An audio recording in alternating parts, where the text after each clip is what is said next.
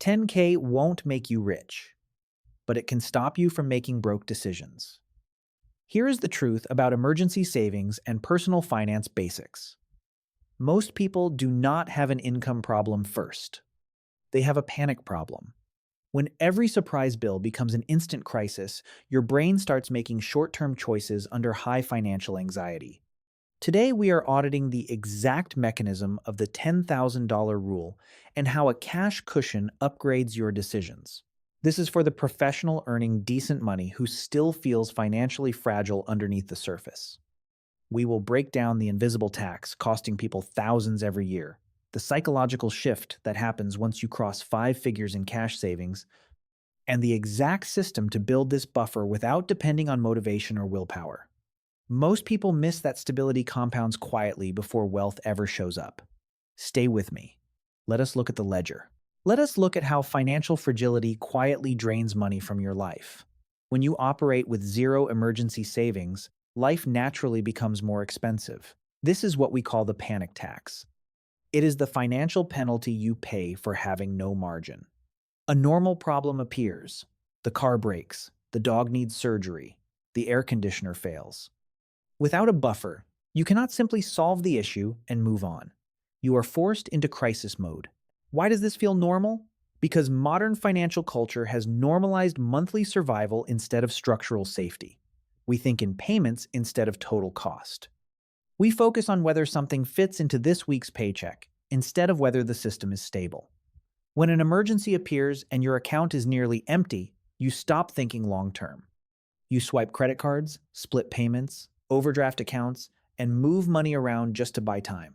Imagine your transmission fails and costs $2,000. Without savings, you finance it on a high-interest credit card. You make minimum payments because your budget is already stretched thin. By the time the balance is fully paid off, that repair may cost closer to $3,000. That extra $1,000 is the panic tax. It is money transferred from your stress into the hands of financial institutions. The panic tax shows up everywhere. Overdraft fees when payments hit early, convenience fees for splitting bills, higher insurance premiums because you cannot pay up front, expensive delivery because you are exhausted, late fees when one disruption cascades through your month. The system punishes fragility. These are not isolated mistakes. They are repeated penalties caused by operating without financial margin. Fragility destroys your ability to negotiate. When your checking account is nearly empty, you lose the ability to say no. You stay in toxic jobs because missing one paycheck feels catastrophic. You accept bad salary offers because rent is due. Financial anxiety removes your leverage. Most people think freedom starts when they become wealthy. In reality, freedom starts when desperation stops. Without emergency savings, investing becomes fragile. If a downturn hits while your income is unstable, you are forced to liquidate assets at the worst possible time. You sell long-term investments to cover short-term survival. You break compounding and restart from zero, again and again.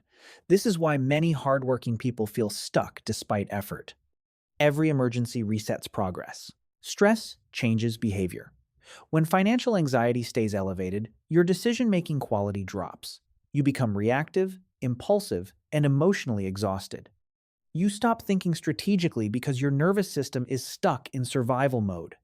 This is not a moral failure. It is a missing safety net.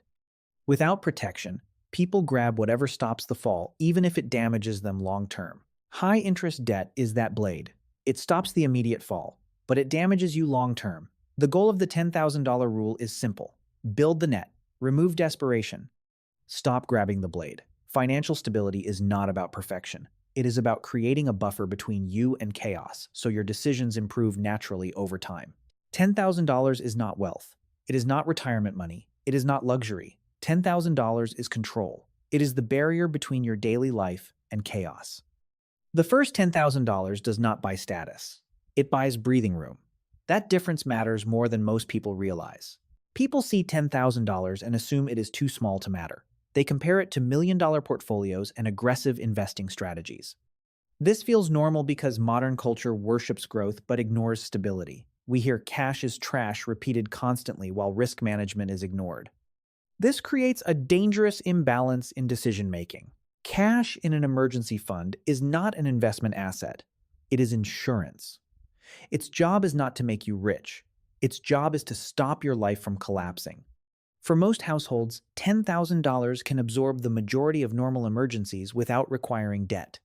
That is why the number is powerful. Once your savings crosses 5 figures, your psychology changes. You stop seeing yourself as someone barely surviving. You start seeing yourself as someone with reserves. Emergencies stop feeling like threats and become inconveniences.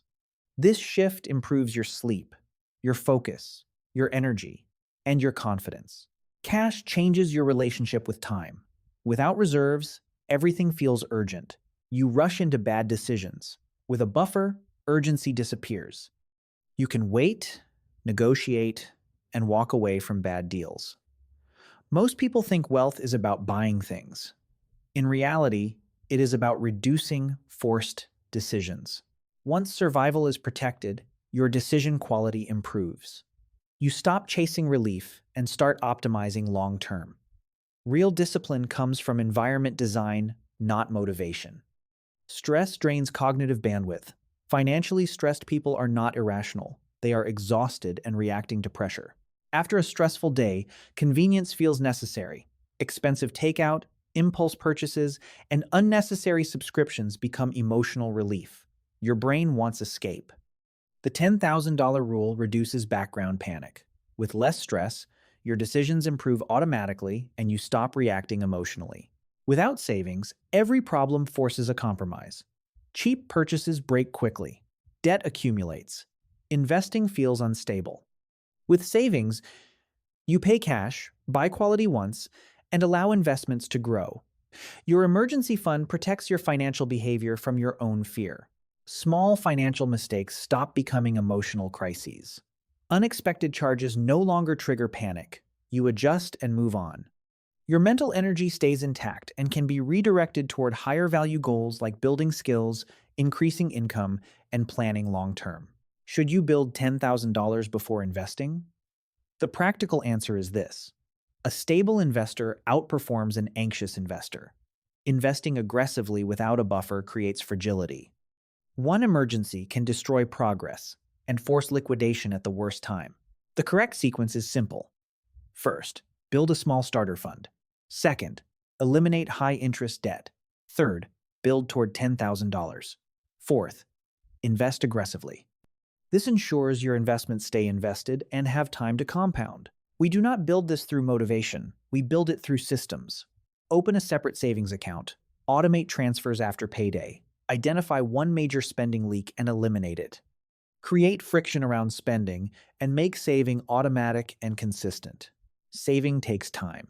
A few $100s per month builds momentum. Add bonuses, tax refunds, and reduced spending, and progress accelerates. 2 years will pass anyway. The real question is whether you end that time with protection or continued financial stress. Saving feels slow at first, but instability is slower.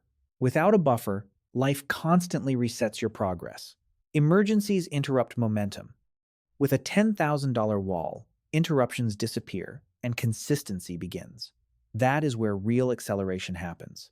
$10,000 will not make you wealthy, but it will stop your life from being fragile. Your goal is not to impress others. It is to reduce desperation. Open a separate savings account. Automate transfers before lifestyle spending. Protect it as a defensive wall. Comment $10K and define your target. What would change first for you?